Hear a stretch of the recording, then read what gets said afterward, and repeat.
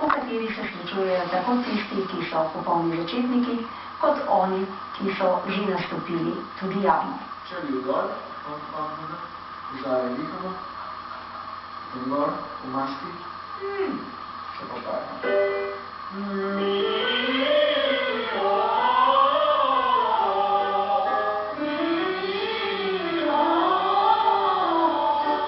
Z delavnicami smo v bistvu izpostavili glasbeno matico eno strategijo, kako privabiti ljudem, da se čim več ukvarjajo s petjem.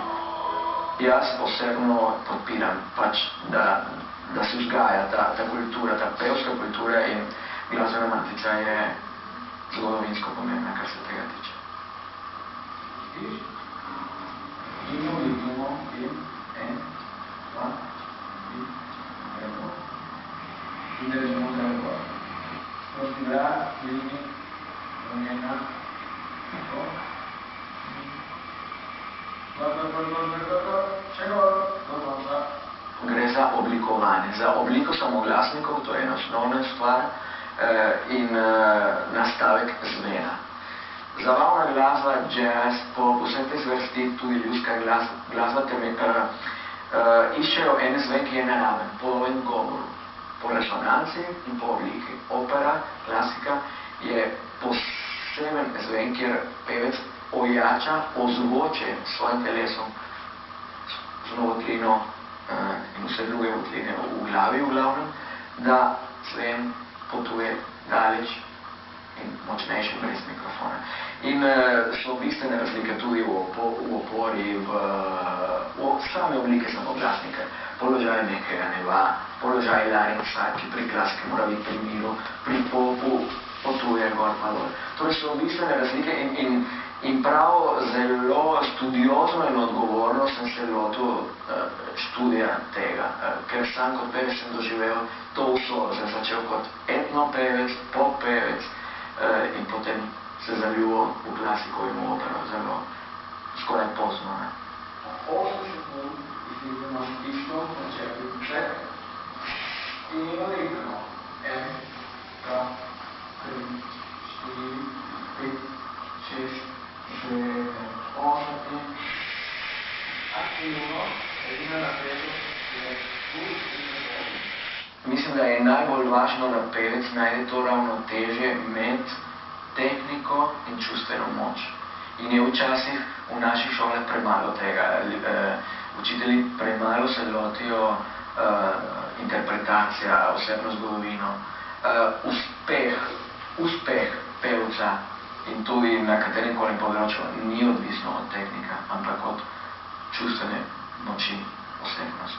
Tako to ravnotežje moje sporočilo bi bilo, študiramo zelo, zelo veliko in dolgo vztrajamo, da dosežemo vrhunske rezultate.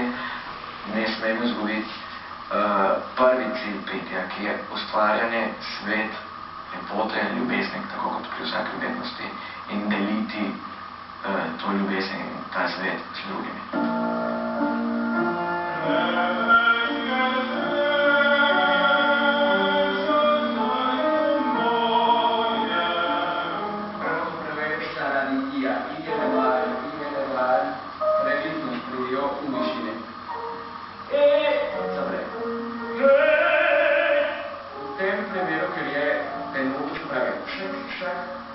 Pomaga se rahlo na H, da je opora v izrazita.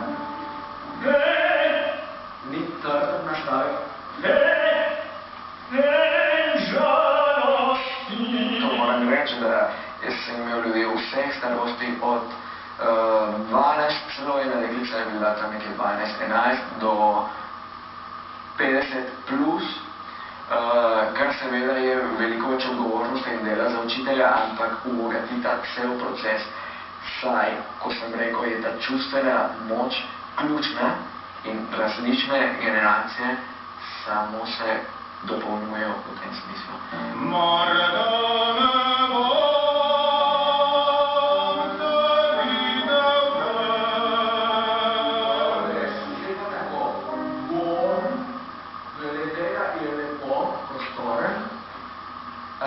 Glede kupole je rahlo preširok, pa sploh bom je tako lahko to izkoristiš.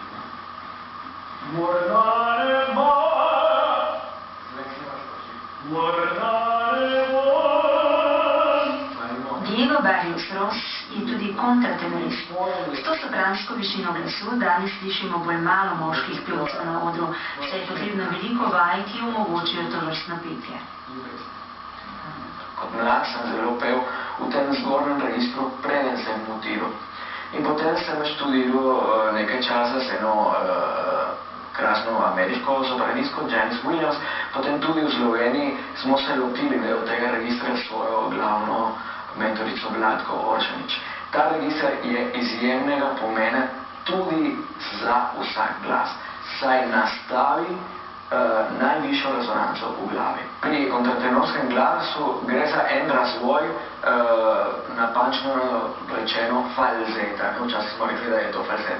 En izobražen falset, to je kontratenor. En zelo izobražen falset. In ta razvoj je zelo počasen, lahko traja 3 do 5 let, samo da pridemo do osnovnega zvena, da se potem lotimo repertoar še par let.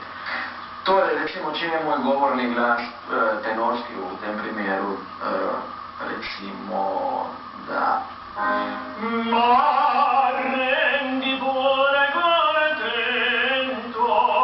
V tem primeru moje glasilke vibrirajo v celoti. Če to je ena glasilka, vibrira tak.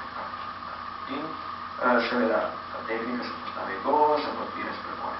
Če je kontratenor, živec, ki v bistvu kontrolira nihanje glasilk, pusti prvo polovico glasilk pri miru in samo na robu vibrira, zato je frekvenca dvakrat večja.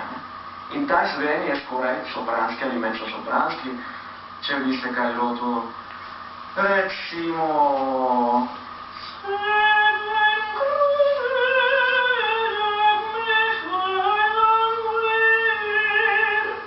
Torej, ta zven ima frekvenco, ki je dvakrat višjo in nastavek in tehnika tudi morata biti primerna temu.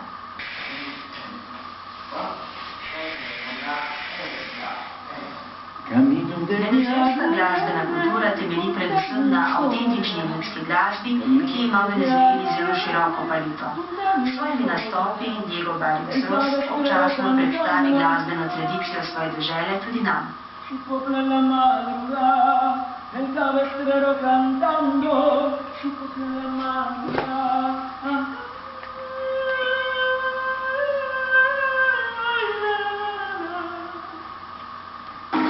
Naklonjen pa je tudi ad hoc projektom, ko se skupaj s svojimi pevskimi kolegi pomeša med ljudi na ulici in poskuša približati klasično glasbo, pri čemer z veseljem opazuje reakcije mimoidočih.